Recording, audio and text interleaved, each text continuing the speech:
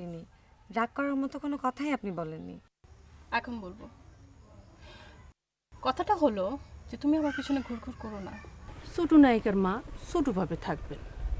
Film politics বড়ই danger. একবার বাটে পড়লে আপনার মেয়ের ক্যারিয়ার ফিনিশ। এখন চোখটা মোচো প্লিজ। আমি কেন কাঁদি সে কথা কি আপনি বুঝবেন? আচ্ছা যাও, তুমি রেস্ট হাউসে চলে যাও, রেস্ট নাও, বইটই পড়ো। আজ তোমার শুটিং হবে না। আপনার ঘটনাটা কি বলুন তো? এই শুটিং লোকেশনে আপনার কী কাজ? সারাক্ষণ ঘুরঘুর করতে দেখি কি করেন? এখনো কিছু করি না, কিছু করি না দেখি ঘুরঘুর করি। এই মানুষটাকে আমার কখনো চোখ থেকে আড়াল করতে ইচ্ছে করে না। যতক্ষণ আমি ওনার দিকে তাকিয়ে থাকি আমার চোখ গড়িয়ে পানি পড়ে। তুই যখন নাটকটা শুটিংয়ে যাবি না, তখন এটা দিয়ে তোর ছবি তুলব। না, আমি কখনো এই ক্যামেরাতে তোমাকে ছবি তুলতে দেব না। না দিলে না দিবি, আমি সিন সিনারির ছবি তুলব।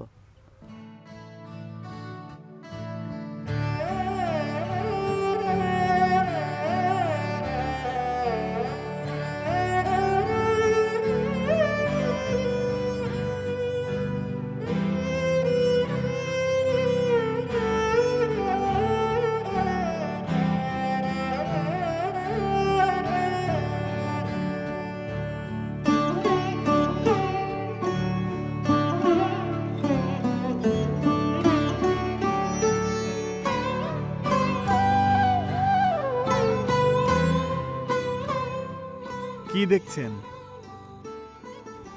এই গাছটা খুব সুন্দর, কেমন সবুজ চাদর গায়ে দিয়ে জড়সড় হয়ে আছে, তাই দেখছি। খুব সুন্দর লাগছে। খুব সুন্দর। এটা শিমুল গাছ, এটা তুলা গাছ, আর এটা হচ্ছে শিলকরই। আর এই গাছটা তো সবাই চেনে, জাম গাছ। আপনি সব গাছ চেনেন? জি, গ্রামের ছেলে তো, গাছ চিনবো না কেন? আপনি গ্রামের ছেলে? জি, স্কুল কলেজ দুটোই গ্রামের। গ্রাম থেকেই বিয়ে পাশ করেছি। এখন কি করছেন? কিছু করছি না, তবে এমএতে ভর্তি হওয়ার শখ আছে। টাকা পয়সার সমস্যা তো, আর ওই বিয়ের রেজাল্টটা খুব একটা ভালো নেই। মানে এই রেজাল্টে এমএতে ভর্তি হওয়ার সমস্যা। আপনার রেজাল্ট কি? সেকেন্ড ক্লাস, তাও আবার খুব নিচের দিকে। মানে থার্ড ক্লাস হতে হতে সেকেন্ড ক্লাস। সিনেমা দলের সঙ্গে ঘুরছেন কেন? আপনি তো অভিনেতা না, থাকেন তো আবার সব টেকনিক্যাল টিমের সঙ্গে। ইউনিটের তো কোনো কাজই করেন না। না, গ্রাম থেকে মঈন স্যারের বাসায় গিয়েছিলাম চাকরির উদ্দেশ্যে। উনি তো বিখ্যাত মানুষ, কত জানাশোনা। মানে উনি একটু বলে দিলেই তো আমার একটা ব্যবস্থা হয়ে যায়। মানে এই আশায় ওনার বাসায় গিয়েছিলাম। তারপর? তারপর উনি বললেন দুর্গাপুরে চলে আসতে, চলে আসলাম তার সাথে। খুব ভালো করেছেন। না, খুব একটা ভালোও করিনি, মানে এক কাপড়েই চলে এসেছি। এক কাপড়ে চলে এলেন কেন? না, স্যারকে চাকরির কথা বলতেই উনি বললেন যে দুর্গাপুর চলো শুটিংয়ের কাজে। আমি বললাম জি আচ্ছা। উনি বাসা থেকে উঠে জিপে উঠলেন, আর আমি তো তখনও জানি না যে শুটিংয়ের কাজে উনি দুর্গাপুর আসছেন। ওই জিপের পিছনে ছিল বাস, আমি বাসে উঠে পড়লাম।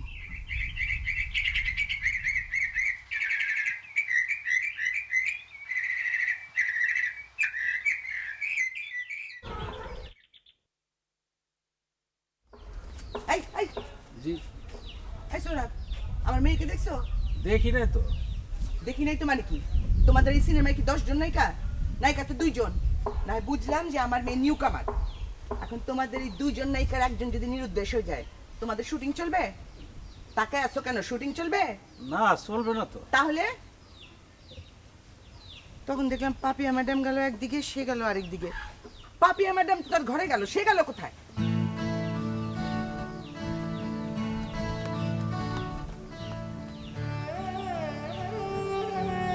আশ্চর্য ঘটনা।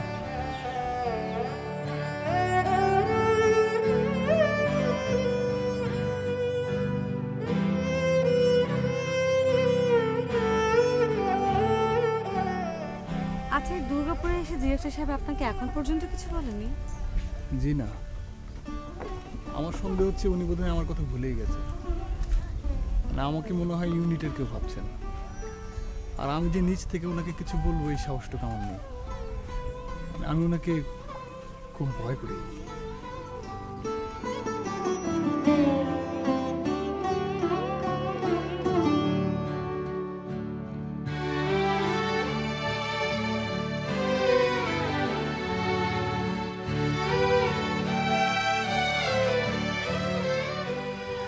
এই যে ফুলটা দেখতে পাচ্ছেন, এই ফুলে মধু হয়। বাচ্চারা এই ফুল ছিঁড়ে মধু খায়, এটি হবে। সত্যি? হ্যাঁ, আবার আপনাকে ছিঁড়ে দিচ্ছি।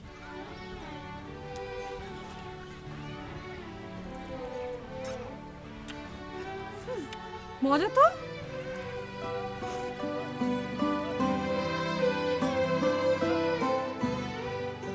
আচ্ছা দেখেন, মা এমন ভাবে ছুটে আসছে যেন ভয়ানক কোনো দুঃসংবাদ। মাকে আর একটু ভরকে দিলে কেমন হয়? মানে কিভাবে? মানে আপনাকে যদি এখন বলা হয়, সেলিম ভাই প্লিজ 30 সেকেন্ডের জন্য আপনি কি আমার হাতটা একটু ধরতে পারবেন? হাতটা ধরে আপনি আমার দিকে হাসি হাসি মুখ করে একদম তাকিয়ে থাকবেন, আর কিচ্ছু করা লাগবে না। পারবেন না? জি। আচ্ছা থাক, মা আর কতটা ভরকাবে? আপনি তো তার থেকে বেশি ভরকে গেছেন। তার চেয়ে বরং আমি যাই আপনাকে ভয় থেকে উদ্ধার করি। ও হ্যাঁ, আরেকটা কথা, ফুলি মধু খাওয়ানোর জন্য আপনাকে অসংখ্য ধন্যবাদ দিতে ইচ্ছে করছে। আমি কি আপনাকে ধন্যবাদ দেব? দেন। না থাক, একদমই ইচ্ছে করছে না।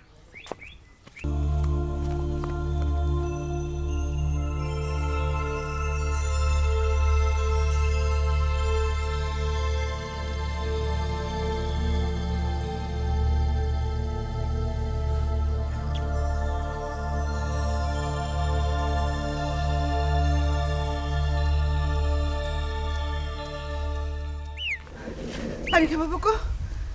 এখানে পানি পাবো কোথায়? পানি তো রুমে, আর তুমি সেটা রুমে না খেয়ে এখানে খুঁজতে এসেছো কেন? তাই তো, ওখানে খেয়ে নিতে পারতাম। আর বুঝলাম না তুমি এরকম অলিম্পিক দৌড় দিয়ে এইভাবে কেন এসেছো? আচ্ছা ঠিক আছে, জবাব পরে দিও, এখন ঠান্ডা হয়ে একটু বসো তো। আসো আসো, পানি নিয়ে আসবো মা? না, এখন আর হয়তো চেষ্টা করছি না।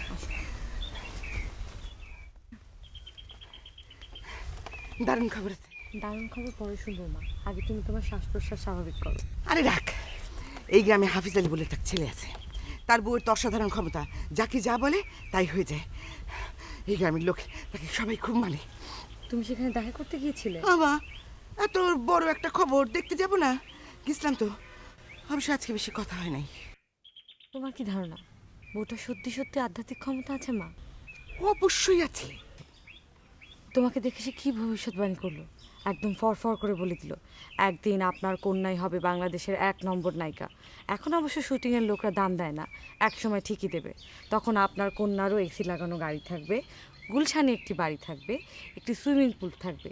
সেই সুইমিং পুলে আপনি এবং আপনার কন্যা মনের আনন্দে সাঁতার কাটবেন। সব কিছু নিয়ে মজা করিস না তো বকু। শোন, আমি তো ওই বাড়িতে গেলাম, ওই মহিলা এসে দরজায় দাঁড়ালো। দাঁড়ায় অবশ্য বলল তার আজকে শরীরটা বেশি ভালো না, আজকে সে বেশি কথা বলতে চায় না। বউটা দেখতে কেমন? দেখতে ভালোই, সুন্দর আছে। বয়স কম তো, বয়স কমের একটা সৌন্দর্য আছে না, ওই রকম। তোমাকে দেখে সে কি বললো? ও আল্লাহ, আমাকে দেখে বললো আপনার স্বামী আছে দূর দেশে, চিন্তা করেন না, সে ফিরে আসবে। তোমার স্বামী মোটেও দূর দেশে নেই মা, তিনি ঢাকা শহরেই আছেন, আর তিনি কখনো ফিরে আসবেন না। তুই সব কিছু জেনে গেছিস না বুকু? এই ভাবটা দূর কর তো। এই দুনিয়ার অনেক কিছু তুই এখনো জানিস না। আই এম সরি মা, আমার তোমাকে এভাবে বলাটা একদমই ঠিক হয়নি। মা, মা সরি।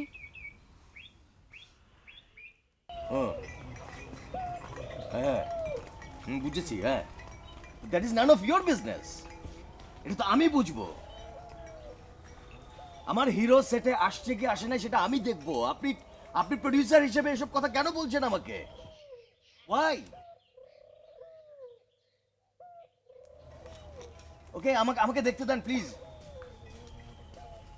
আমারটা আমাকে করতে দেন। হ্যাঁ, ওকে ওকে।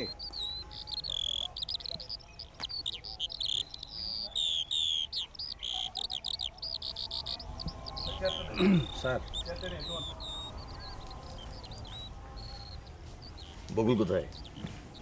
মিস বকুল ওইদিকে গেছে। একা? না স্যার, ওই মা আছে সাথে স্যার। ডাকবো স্যার? না।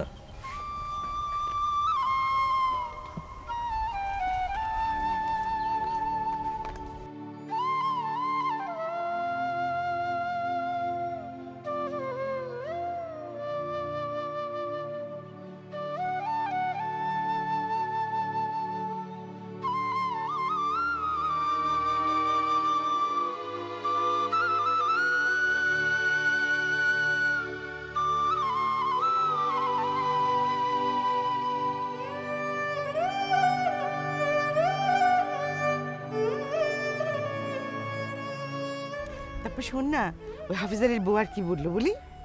যা জেনেছি সেটাই আমার জন্য যথেষ্ট মা। আমি আমার ভবিষ্যৎ আগে ভাগে জানতে চাই না। চল না আমার সাথে, চল না বউটার কাছে, একটু তোর সাথে কথা বলুক, দেখি না কি বলে তোর ব্যাপারে। অসম্ভব, আমি মরে গেলে ওই মহিলা পীরের কাছে যাব না। আমি এসব একদমই বিশ্বাস করি না মা। পীর বলছিস কেন? খুবই তো সাধারণ একটা মেয়ে, তুই অনেক ক্ষমতা, কার মনের ভিতরে কি আছে সব বলে দিতে পারে। তাহলে তো আমি আরও যাব না মা, কারণ আমার মনের ভিতরে ভয়ঙ্কর সব জিনিস আছে, সেটা তুমি জেনে গেলে অসুবিধা আছে।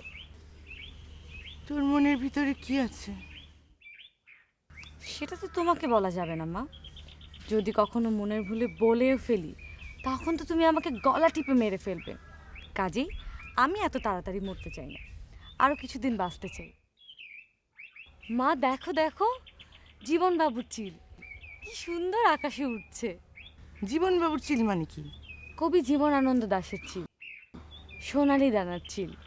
দেখো মা, অদ্ভুতভাবে আকাশে ঘুরপাক খাচ্ছে। তুই আমার সাথে যাবি না তাহলে? না মা, শোনো, তোমাকেও একটা সাজেশন দিই, তুমিও আর যেও না। আগে ভাগে ভবিষ্যৎ জানাটা খুবই ভয়ঙ্কর ব্যাপার মা। ভয়ঙ্কর কেন? তুমি বাবার সঙ্গে এত সুন্দর সুন্দর সময় কাটিয়েছ, তুমি যদি আগে ভাগেই জানতে এই লোকটা একদিন তোমাকে ছেড়ে চলে যাবে, অন্য আরেকটা বিবাহ করবে, তাহলে কি তুমি এত সুন্দর সুন্দর সময় কাটাতে পারতে মা? সারাক্ষণ তোমার মন খুঁতখুত করতো এই লোকটা একদিন তোমাকে ছেড়ে চলে যাবে। তুই অনেক জ্ঞানী হয়ে গেছিস না বকুল, এত জ্ঞানী হওয়ার দরকার নেই। তুমি ঠিকই বলেছ মা, কোনো সন্তানই তার মার থেকে বেশি জ্ঞানী হতে পারে না। আমি যেটা মনে করলাম সেটাই বললাম। বাবা তোমাকে ফেলে একজন মহিলাকে বিয়ে করবেন, এটা যদি তুমি প্রথম থেকেই জানতে, তাহলে তোমার কষ্টটা আরো বেশি বাড়তো মা। কি হলো মা, কি দেখছো?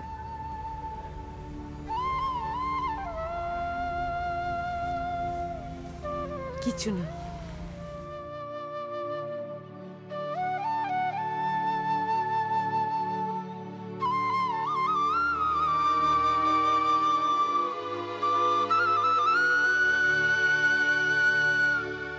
ওই দেখাও। এই যে স্যার।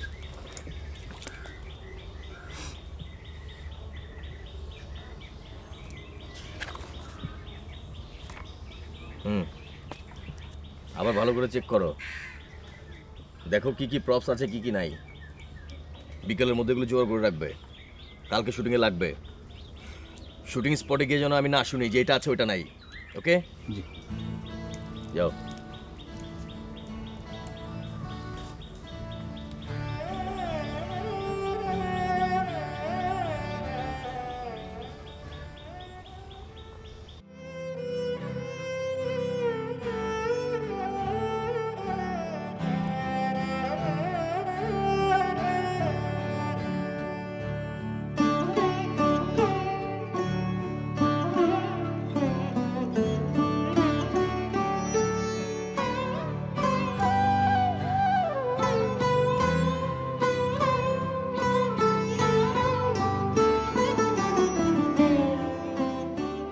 আচ্ছা দেখেন, মা এমনভাবে ছুটে আসছে যেন ভয়ানক কোনো দুঃসংবাদ। মাকে আর একটু ভরকে দিলে কেমন হয়? মানে কিভাবে? মানে আপনাকে যদি এখন বলা হয়, সেলিম ভাই প্লিজ 30 সেকেন্ডের জন্য আপনি কি আমার হাতটা একটু ধরতে পারবেন? হাতটা ধরে আপনি আমার দিকে হাসি হাসি মুখ করে একদম তাকিয়ে থাকবেন, আর কিচ্ছু করা লাগবে না। পারবেন না? জি। আচ্ছা থাক, মা আর কতটা ভরকাবে? আপনি তো তার থেকে বেশি ভরকে গেছেন। তার চেয়ে বরং আমি যাই আপনাকে ভয় থেকে উদ্ধার করি। ও হ্যাঁ, আরেকটা কথা, ফুলি মধু খাওয়ানোর জন্য আপনাকে অসংখ্য ধন্যবাদ দিতে ইচ্ছে করছে। আমি কি আপনাকে ধন্যবাদ দেবো? দেন। না থাক, একদমই ইচ্ছে করছে না।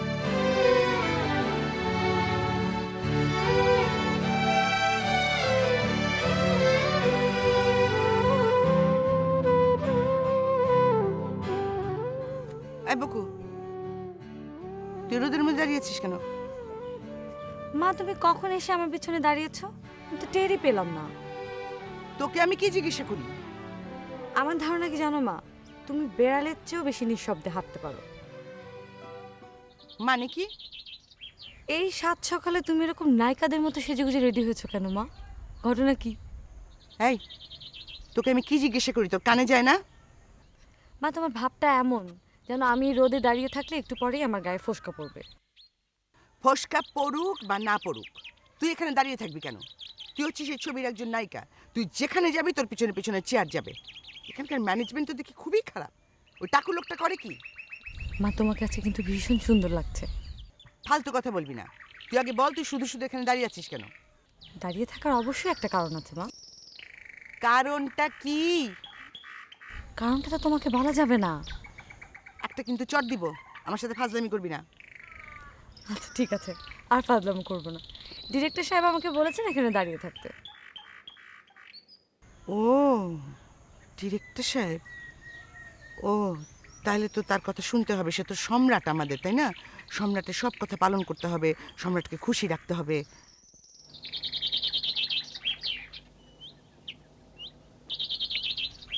এই, উনি তোকে সত্যি সত্যি এখানে দাঁড়িয়ে থাকতে বলছে? কেন? উনি আমাকে কাজ দেখতে বলেছেন।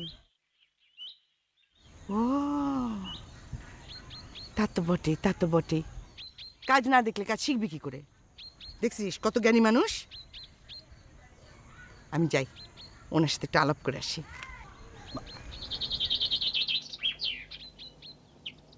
সর্বনাশ! এখন যদি ডিরেক্টর সাহেব বলে দেন যে তিনি আমাকে এখানে দাঁড়িয়ে থাকতে বলেননি, ইস, যদি উনি বলে দেন যে আজকে ওনার সঙ্গে আমার কোনো কথাই হয়নি, ভীষণ রেগে যাবে মা। মা সব সহ্য করতে পারে, মিথ্যা বলা একদম লাইক করেন না। তখন কি হবে? কিছু হবে না, আপনি চট করে মার কাছে মাছ চেয়ে নেবেন।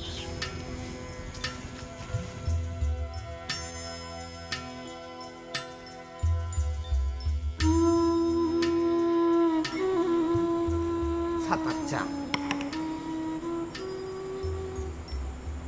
আমার মেয়ে আমার মতোই হবে, তোমার মতো এরকম ছ্যানছ্যানে স্বভাবের হবে না। সর্বনাশ! তোমার মতো হলে তো মিথ্যুক হবে। আমার মেয়ে আর যাই হোক, মিথ্যুক হলে গেল না, গেল না কারেন্টটা। বকুল, বকুল দেখ কি সুন্দর একটা জোনাকি পোকা। সত্যি তো খুব সুন্দর।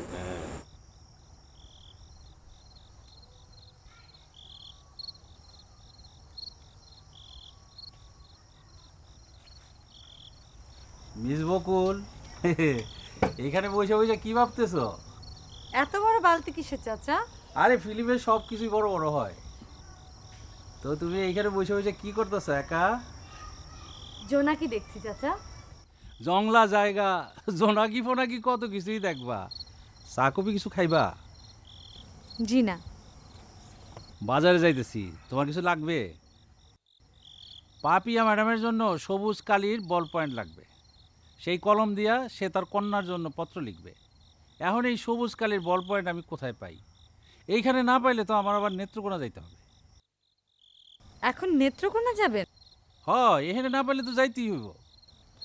আমি যদি পাপিয়া ম্যাডাম হতাম তাহলে এখন আমি একটা জিনিস চাইতাম। ম্যাডাম বলে কথা, তখন তো দিতে বাধ্য থাকতেন। এখনো দিব। জিনিসটা কি? ফুলের মালার মতো একটা জোনাকি পোকার মালা। যখন গলায় পরব তখন জ্বলবে আর নিভবে, নিভবে আর জ্বলবে।